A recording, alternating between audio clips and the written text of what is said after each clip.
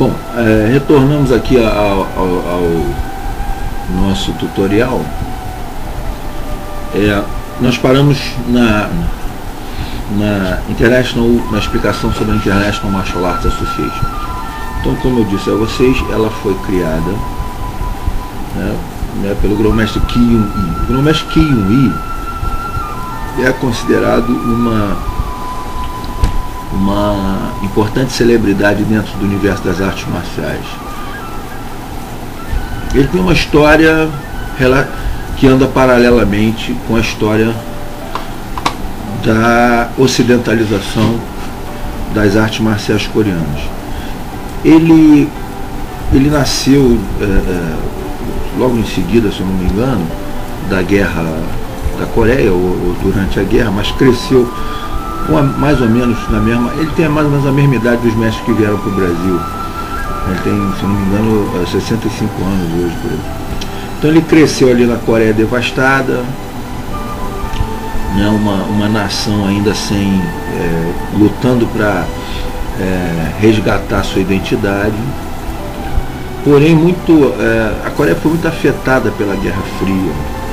A Coreia, na verdade, foi um grande campo de batalha onde as potências se enfrentaram. E o seu povo, sua nação, a sua cultura, né, foi usada como massa de manobra, como elemento estratégico desse enfrentamento entre, na época, os Estados Unidos capitalista e a Rússia comunista, né, os dois sistemas. E infelizmente nós temos até hoje algum resíduo dessa divisão. A Coreia, infelizmente, até hoje permanece dividida, né? Quer dizer, irmãos no norte e irmãos no sul, né? Uma tragédia cultural para a nacionalidade mesmo deles, porque eles consideram a mesma Coreia, né? Nós vemos como dois países, eles não. É uma Coreia dividida, e essa divisão, esse corte sangra no espírito e no coração deles, a gente vê isso claramente. Porém, vamos voltar para o Brasil de 2011. Então, o que aconteceu? O Grão-Mestre Ki Yun-Ih, ele começou a ensinar com 12 anos de idade, novinho, muito novo. Vocês terem uma ideia de por que ele é uma pessoa tão envolvida com essa história da disseminação da arte marcial coreana no mundo, ele treinou como faixa preta, né, novinho, garoto, e mais participando que era faixa preta, com o Chuck Norris, o Carlos Norris, que foi o cara, a pessoa, o mestre, né, vamos falar sobre essa intimidade, porque ele é artista de cinema, né? Então a gente acha que conhece intimamente. Mas o senhor Carlos Norris, que é o Chuck Norris, ele veio para os Estados Unidos e divulgou, e deu início à divulgação. Bruce Lee também, ele treinou uma parte da técnica, e também ele era uma pessoa nobre, então ele dizia do que se tratava, não escondia, não dizia que era coisa dele, como muita gente faz. E o Chuck Norris trouxe essa história. Eles treinaram juntos, ou conviveram, na base aérea de Busan, se não me engano. O nome é esse, Busan. Mas é a tal da base aérea onde tudo começou, né? Quer dizer, foi para os Estados Unidos, dos Estados Unidos à Europa, Europa e Estados Unidos para o Brasil. Né? O Grão-Mestre Ki Yun-Ih, ele foi enviado pelo mestre Hwang Gi, primeiramente para a Grécia, para difundir o Mudokan na Grécia. Na época, Mudokan. Isso aí é uma coisa que nós vamos falar daqui a pouco também. O que há de diferente ou de igual entre o Mudokan e o Tang Soo Do contemporâneo, que as pessoas confundem um pouco. Então o mestre Ki Yun-Ih, ele ia para a Grécia primeiro, mas aí os amigos deles que já estavam nos Estados Unidos pediram ao mestre Hwang Gi que o enviasse para os Estados Unidos, que tinha um perfil mais semelhante, porque o mestre Gui é uma pessoa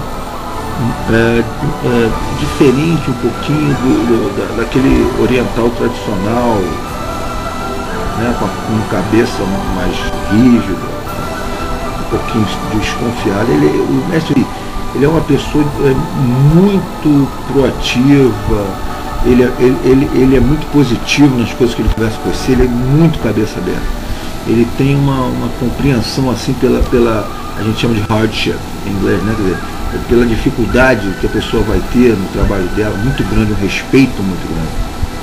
Por isso o torna muito humilde e muito inteligente comercialmente também, porque ele te ouve, né? Ele não te diz como é que você deve fazer, ele te mostra o que ele faz e ouve você e procura entender as suas dificuldades. Uma pessoa que eu espero que todos vocês conheçam, uma pessoa que vale a pena a gente ter como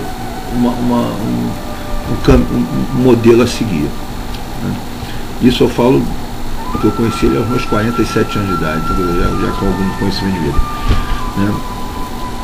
O mestre Kinyuí, ele a princípio ele participou de toda uma estrutura mais pesada, que era o Mudokan, né, na época, né, aquela coisa do Subak-do, Tangsu-do.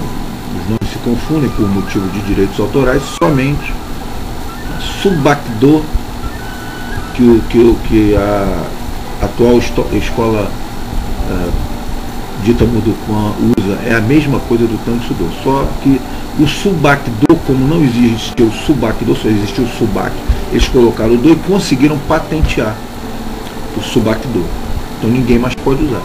O Tangsu-do, como é uma cultura, mesmo que você querer patentear capoeira, né?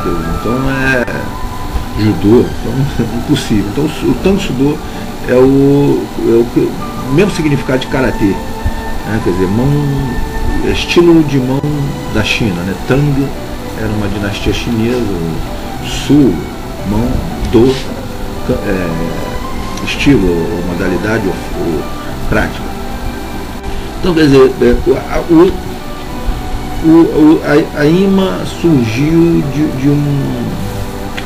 de uma impressão que o mestre Gui tinha de que o peso institucional dentro do que na época era o Mudokan, ou o Tangsu-do, Subak-do, estava demais e tirava a sensação de liberdade dos personagens. Isso é a forma que eu entendi. Se for diferente, me desculpem as pessoas que sabem mais a história do que eu. Mas o que eu entendi, do pouco que eu entendi, eu consegui concluir isso, né? Que a pessoa estava se sentindo presa, um pouco semelhante ao que a gente aqui no Brasil, pelo menos eu e um grupo que tem conversado comigo, tem se aproximado, sentiu com a institucionalização, o encastelamento do taekwondo. Quero falar uma coisa para vocês muito particular. Para mim, taekwondo e tangsu-do é a mesma coisa. Eu não vejo arte, e isso eu digo que eu sou artista, eu sou músico, eu sou ordenado pela Ordem dos Músicos do Brasil, né?